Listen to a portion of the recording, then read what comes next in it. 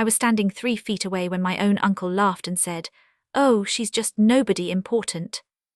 Nobody. The word didn't just land, it sank into my chest like a stone dropped into deep water. And the worst part, every single person in that room let it happen. Except one. Because while they were busy pretending I didn't matter, one person there knew exactly who I really was. Hey everyone, I'm Grace Bell. If you've ever been underestimated, humiliated, or treated like you didn't belong, this story is going to hit close to home. Before we begin, take a second to like and subscribe, and tell me in the comments where you're listening from. I always love seeing how far these stories travel. Now, let me tell you about the night my entire family tried to erase me, and the moment they realized they had made the biggest mistake of their lives. The first thing I noticed that night was the smell. Expensive perfume, roasted lamb, polished wood, the kind of scent that whispered money, the kind that reminded you were standing somewhere you didn't quite belong. My heels clicked against the marble floor as I stepped into the banquet hall, each step echoing louder than it should have, like the building itself was announcing me. Heads turned. Not with warmth, not with excitement. With calculation. You know that look people give when they're silently asking, "Why are you here?" Yeah, that look. This was my cousin Daniel's engagement party. Massive, hundreds of guests, crystal chandeliers glittering like frozen fireworks overhead, tables dressed in white silk, waiters floating through the room with silver trays of champagne. And technically, this was my family too.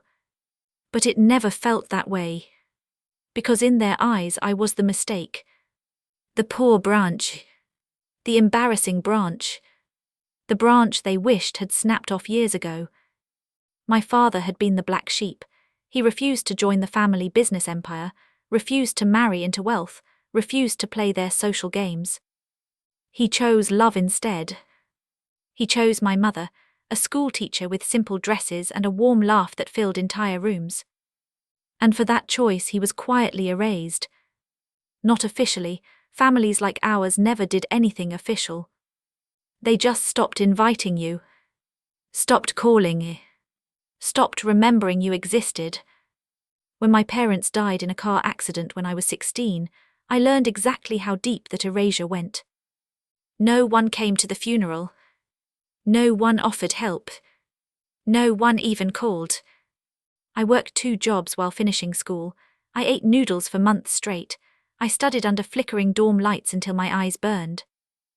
And while I struggled to survive, they were hosting charity balls and posting smiling photos online about family values. So when an invitation arrived for Daniel's engagement party after years of silence, it didn't feel like reconciliation. It felt like bait. Still I went. Because some part of me, the part that still remembered being a little girl holding my father's hand at family gatherings, wanted to believe maybe things had changed. Maybe they finally saw me. That hope died within minutes of arriving. I hadn't even reached the main hall when I heard my aunt's voice behind me, sharp, whispering but not quietly enough. She actually came. Another voice snorted. Of course she did, probably for the free food. My chest tightened but I kept walking. My face stayed calm, neutral, practiced. I had learned long ago that the worst thing you could give people like them was a reaction. Inside, the party was already alive with laughter and music.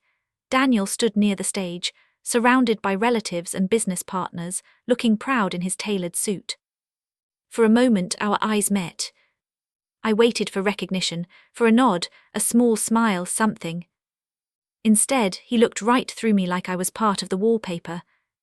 Then he turned away. That hurt more than I expected. But the real humiliation came 20 minutes later. I was standing near a table sipping water when a group of Daniel's future in-laws approached my uncle. They were elegant, polished, clearly wealthy. One of them asked politely, "And who is that young woman?" They meant me. I felt my uncle glance in my direction. There was a split second where he could have said, "That's my niece." A simple truth. Instead, he chuckled dismissively. "Oh, her, she's nobody important, just some distant relative, not really part of the family." The words hit me like a physical blow. I felt the heat rise to my face. My fingers tightened around the glass until they trembled. And the worst part wasn't just what he said. It was the silence that followed. No one corrected him. No one defended me. No one even looked uncomfortable. They just accepted it. As if I truly were invisible. As if my existence had no weight. In that moment, something inside me shifted. Not shattered. Hardened. Like molten metal cooling into steel. I told myself not to cry, not here, not in front of them. So I turned away and walked toward the balcony. The night air was cool against my skin. I gripped the railing and forced myself to breathe slowly, trying to push down the burning pressure behind my eyes. That's when I heard a voice behind me. Calm, deep, certain. That's not true, you know. I turned.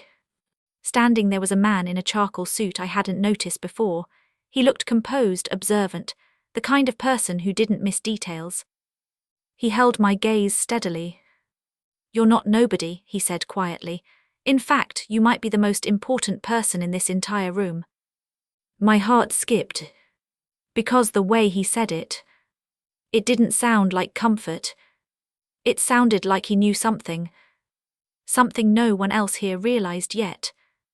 And that was the moment I understood. The night wasn't going to end the way my family expected. Not even close. I stared at him for a second, unsure if I'd heard him correctly. The music from inside drifted out through the open balcony doors. Laughter, glasses clinking, someone calling for another round of champagne. It all sounded distant now, like I was underwater. "You don't even know me," I said quietly. My voice came out steadier than I felt. He gave a small, almost amused smile. "Oh, I know exactly who you are." There was no arrogance in his tone, no attempt to impress, just certainty. And that certainty sent a strange chill down my spine. "Then who am I?" I asked, crossing my arms instinctively like I was bracing for impact. He stepped closer, lowering his voice. "You're the reason this entire family is about to learn a very expensive lesson." My stomach tightened. "What are you talking about?" Instead of answering, he reached into his jacket pocket and handed me a business card. The moment I saw the name printed on it, my breath caught. It was from one of the largest investment firms in the country, a firm known for handling multi-billion-dollar acquisitions. The kind of firm my relatives desperately wanted to partner with, the kind of firm they had been chasing for years. I looked back up at him slowly. He held my gaze and said, "I'm here tonight because of you." My pulse started pounding in my ears. Because suddenly the pieces I'd been carrying quietly for years began to click into place. You see, my family thought they knew my story. They believed I had barely survived after my parents died, that I'd struggled, barely scraped through school, and then disappeared into some small, insignificant life. What they didn't know was that struggle had changed me in ways they never imagined. While they were throwing luxury parties, I was working night shifts in a hospital cafeteria. While they were signing business deals, I was studying finance textbooks until dawn. I learned to survive first. Then I learned to build. Scholarships turned into internships. Internships turned into mentorships. And mentorships turned into opportunities most people only dreamed about. I learned to read markets the way some people read faces. I could spot risk before others noticed it. I could see patterns where others saw chaos. And eventually, someone very powerful noticed me. The firm whose name was printed on that card had recruited me straight out of graduate school. At first I was just an analyst, invisible, replaceable. But I worked like someone who had spent years proving they deserved to exist. I slept at my desk, missed holidays, lived on caffeine and determination. And within 5 years, I became one of their top strategic consultants. The person they sent in when a deal was complex, when a company's future hung by a thread. The person they trusted to decide whether a business was worth saving or letting collapse. And recently, they had assigned me a very specific evaluation. My family's company. The empire they were so proud of, the one they believed was untouchable. What they didn't know was that it was drowning in hidden debt, outdated contracts and risky investments. One wrong decision from our firm, and their entire legacy could crumble. The man standing in front of me on that balcony was my direct superior, the partner in charge of final approval. And he had just revealed himself. "I didn't realize you'd be here tonight," I whispered, my mind racing. He nodded. "Your relatives invited us. They've been trying to secure our investment for months." A humorless smile tugged at my lips. "Of course they have." His eyes softened slightly as he looked at me. "I heard what your uncle said inside." My throat tightened again. I looked away, embarrassed despite myself. "I'm used to it," I murmured. "No," he said firmly, "you shouldn't be." There was a brief silence between us, heavy with everything I wasn't saying. Then he added quietly, "They have no idea the person they called nobody is the one holding their future in her hands." Those words settled into my chest like a slow-burning fire. Because he was right. For years, I had dreamed about this moment without even realizing it. Not revenge in some loud, dramatic way, but justice. The quiet, undeniable kind. The kind that makes people face exactly what they've done. Inside, someone called my uncle's name loudly, asking him to come greet an important guest. I could already picture his expression when he saw who that guest was standing beside. My heart started to pound again, not from fear this time. From anticipation. Because for the first time in my life, I wasn't the powerless girl they had ignored. I was the one they needed. And they didn't even know it yet. The man beside me gave a small nod toward the ballroom. "Ready?" he asked. I took a slow breath. All the years of humiliation, sleepless nights, quiet determination, they rose inside me like a tide. Then I straightened my shoulders. "Yes," I said softly, "I think it's time they finally see who I am." And as we stepped back into that glittering hall together, I knew the night was about to change forever. The moment we stepped back into the ballroom, the air felt different. Not to anyone else. The music was still playing, glasses were still clinking, people were still laughing. But to me, it felt like walking into a storm I had waited years to unleash. Every step I took beside him sounded louder than before, like the floor itself was announcing something had shifted. My uncle was near the center of the room, mid-conversation, his voice booming with that same confident arrogance I had heard all my life. He noticed us approaching. At first, his expression didn't change. He just glanced at the man beside me the way rich people do when they're quickly scanning someone's status. Then recognition hit him. I watched it happen in real time. His eyebrows lifted, his posture straightened, his smile snapped into place. Because he knew exactly who this man was. Everyone in his business circle did. He hurried forward, almost tripping over his own eagerness. "Mr. Reynolds, what a pleasure, what an absolute honor. We've been hoping you could make it tonight." My uncle extended his hand enthusiastically. The man beside me shook it calmly. And then my uncle's eyes flicked toward me. Just for a second, confusion passed across his face like a shadow. Because suddenly I wasn't standing alone. I wasn't standing in a corner. I was standing next to the most powerful guest in the room. Still, he forced a polite smile and said lightly, "Ah, and you brought." He trailed off, waiting for the introduction. Waiting for me to be dismissed again. Instead, Mr. Reynolds spoke in a calm, clear voice that carried farther than anyone expected. "This," he said, gesturing toward me, "is the senior strategic consultant assigned to evaluate your company's investment proposal." The words landed like a thunderclap. I saw my uncle's smile freeze. Completely. The color drained from his face. He blinked rapidly, looking between us like his brain was refusing to process what he had just heard. I'm sorry," he stammered. "There must be some mistake." "No mistake," Mr. Reynolds replied smoothly. "She leads the evaluation team." Silence spread outward from us like ripples in water. Nearby conversations began to falter. People turned, heads tilted, curious eyes locked onto us. My uncle's lips parted slightly. I could see the exact moment the realization hit him. The exact moment he remembered what he had said earlier. Nobody important. The irony hung thick in the air. I held his gaze calmly, not angry, not emotional. Just steady. And that steadiness unsettled him far more than any outburst ever could. He forced a laugh, weak and strained. Well, this is quite unexpected. Yes, I said quietly, I imagine it is. He swallowed hard. Sweat had already begun to gather near his temple despite the cool air conditioning. Around us, whispers were starting. I could feel it. The shift in perception. The exact same people who had ignored me earlier were now staring with sharp, calculating interest. The same relatives who had treated me like an embarrassment were suddenly standing straighter, adjusting their expressions, trying to rewrite their attitudes in real time.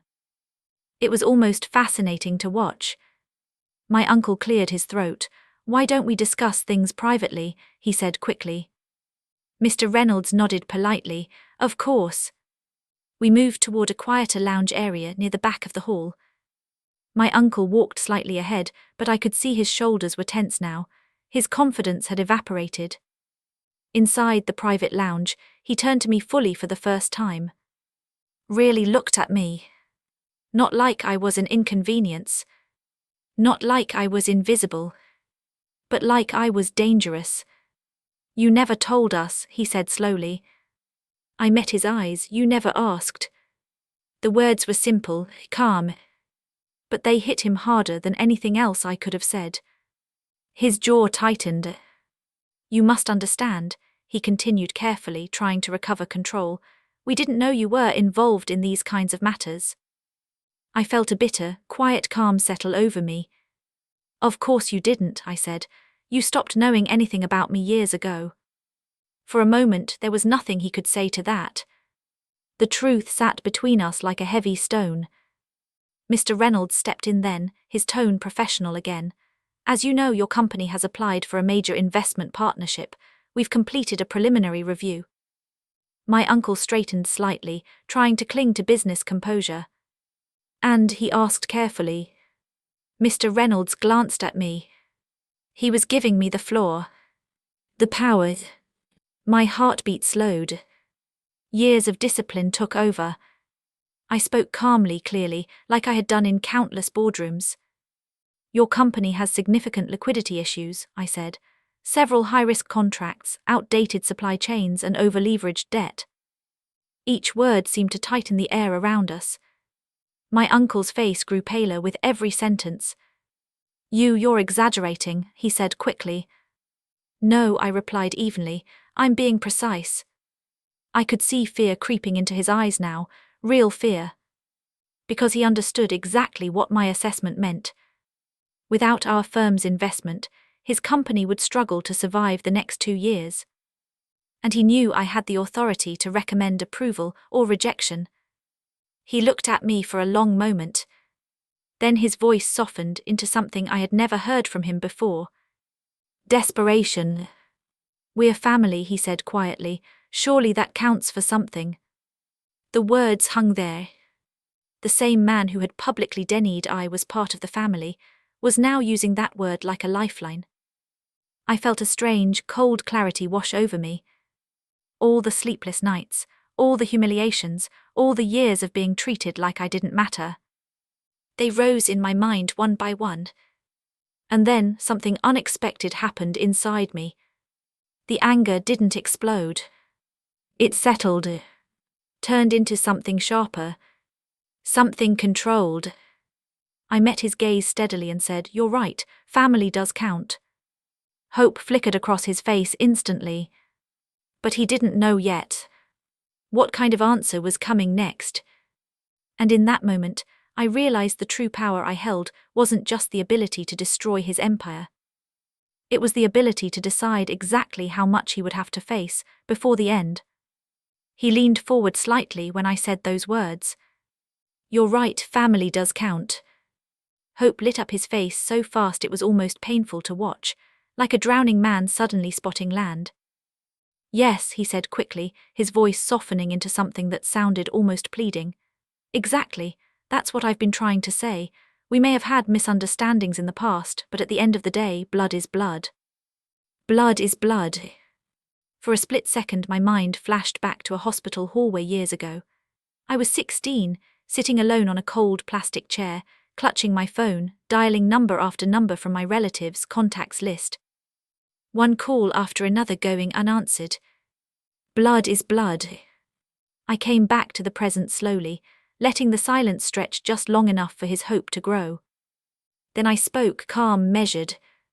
You're absolutely right, I said. Family should stand by each other in difficult times. He nodded eagerly. Exactly. So tell me, I continued quietly, holding his eyes, where was that principle when I was burying my parents alone? The question hit him like a slap. His expression froze. His mouth opened slightly, but no sound came out. I didn't stop. Where was that family support when I was working night shifts just to afford food? When I was dropping out of social events because I couldn't afford bus fare? When I was begging for a reference letter to apply for scholarships, and no one even replied? His face turned red, then pale, then tight with discomfort. You don't understand, he muttered weakly. Those were complicated times. I gave a small, almost sad smile.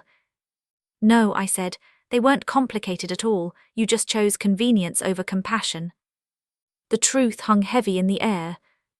For the first time in my life, he had nowhere to hide from it. Mr. Reynolds remained silent beside us, watching calmly, observing everything. Because this wasn't just a business evaluation anymore. It was a reckoning.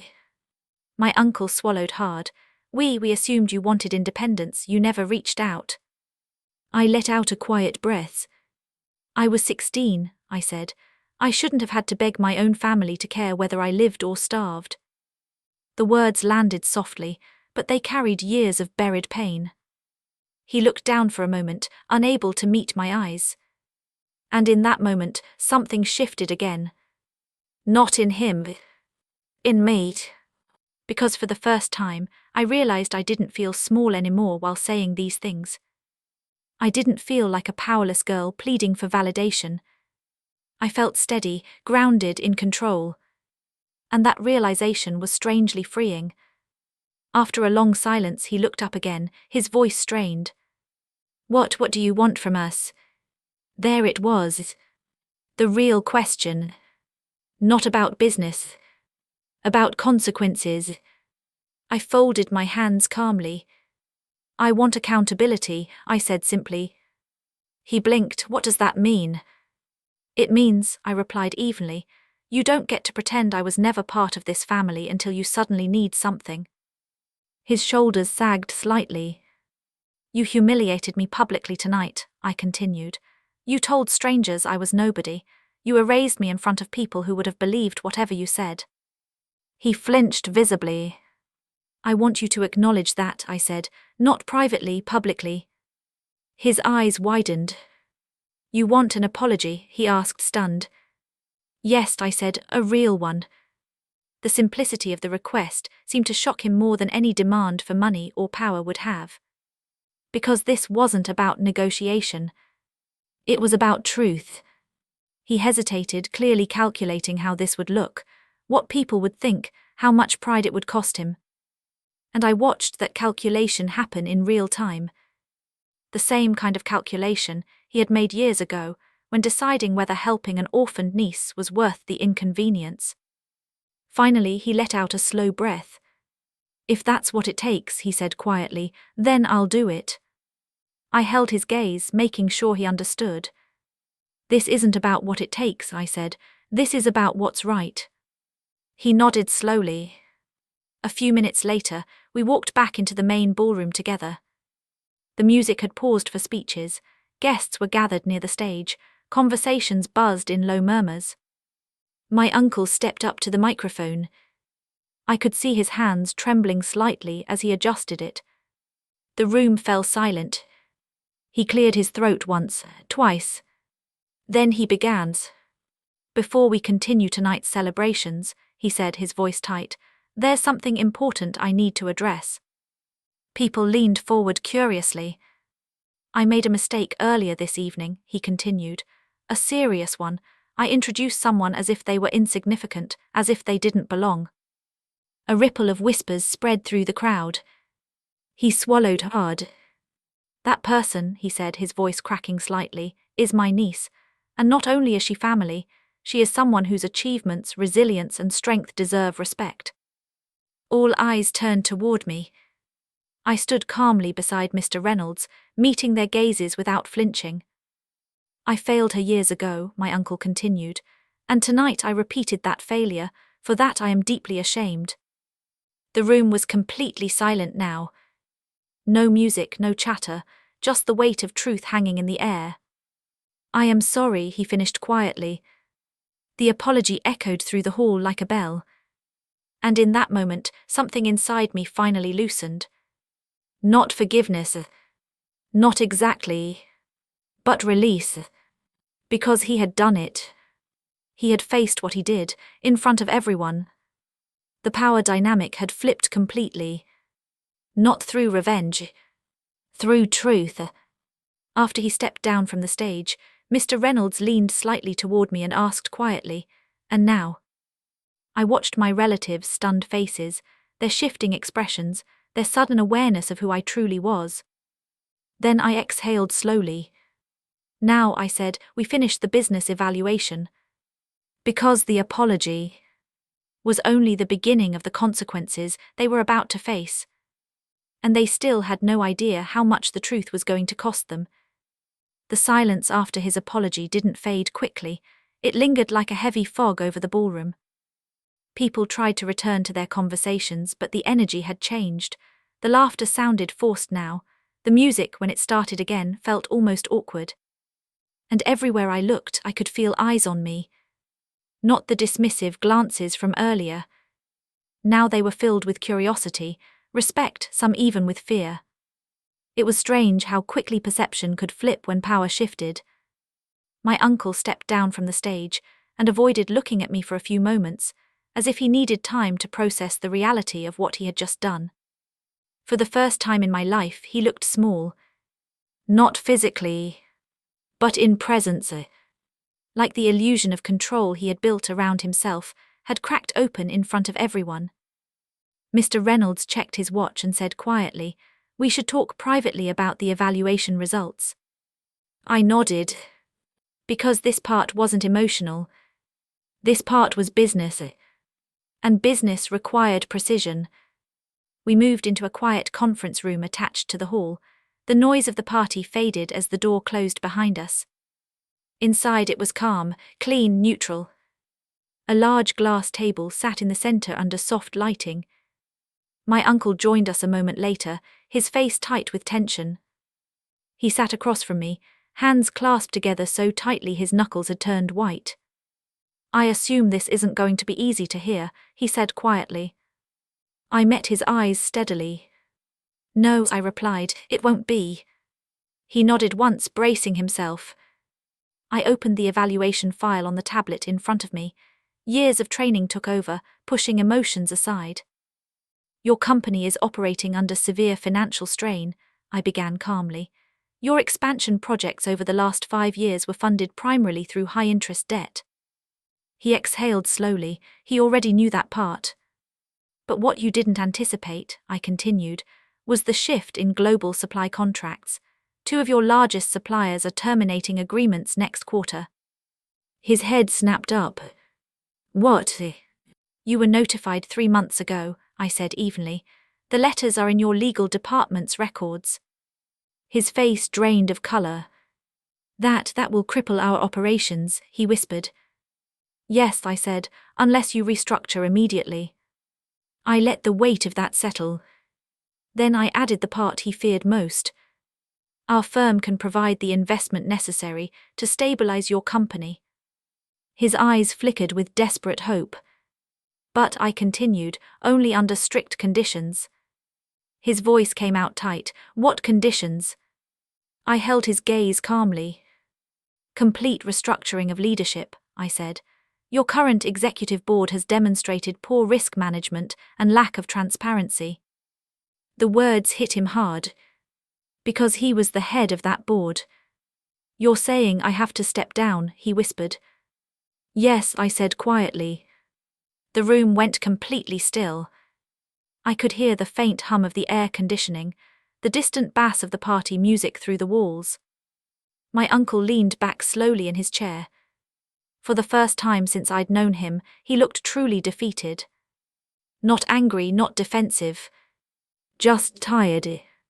"This company," he said softly, "has been my entire life." I didn't interrupt. "I built it after your grandfather died," he continued. "I sacrificed everything for it." I listened carefully, because this was the first time he was speaking without arrogance, without pride. Just honesty. "I thought strength meant never showing weakness," he admitted quietly, "never admitting mistakes." He looked at me then, his eyes heavy with something I had never seen before. "Regret. But tonight," he said, "I realized I was wrong." A long silence stretched between us. Then he asked the question that mattered most. "If I step down," he said slowly, "will the company survive?" I nodded once. "Yes," I answered, "it will." He closed his eyes for a moment, absorbing that. Because now he understood the choice in front of him. Not between pride and humiliation. Between ego and survival. After a long pause, he opened his eyes again and spoke quietly. "Then I accept." Those 3 words carried the weight of an entire lifetime of control being surrendered. And in that moment, the cycle broke. Not through destruction. Through accountability. Weeks later, the restructuring was completed. A new leadership team took over. The company stabilized under strict financial oversight. My uncle stepped away from his position and withdrew from public business life. And for the first time, he started reaching out to me without needing anything in return. Not for favors, not for influence, just to talk. Sometimes about the past, sometimes about nothing important at all. It wasn't instant forgiveness. It wasn't perfect. But it was real. And that was something we had never had before. The night he called me nobody ended up becoming the night he finally learned who I truly was. Not just a powerful consultant. Not just someone with influence. But someone who had survived being abandoned and still chose integrity over revenge. In the end, the most satisfying part wasn't watching him lose power. It was watching him face the truth. Because real justice isn't always loud. Sometimes it's quiet. Sometimes it's simply standing in the same room with the people who once erased you, and knowing they can never do it again. And if you've ever been treated like you didn't matter, remember this. People can ignore you. They can underestimate you. They can even try to erase you. But they can't stop you from becoming someone they'll never be able to overlook again. Thanks for listening. If this story resonated with you, don't forget to like, subscribe, and share your thoughts in the comments. And tell me where you're listening from, because I truly love seeing how far these stories reach. Until next time, remember this. The quietest victories are often the most powerful ones,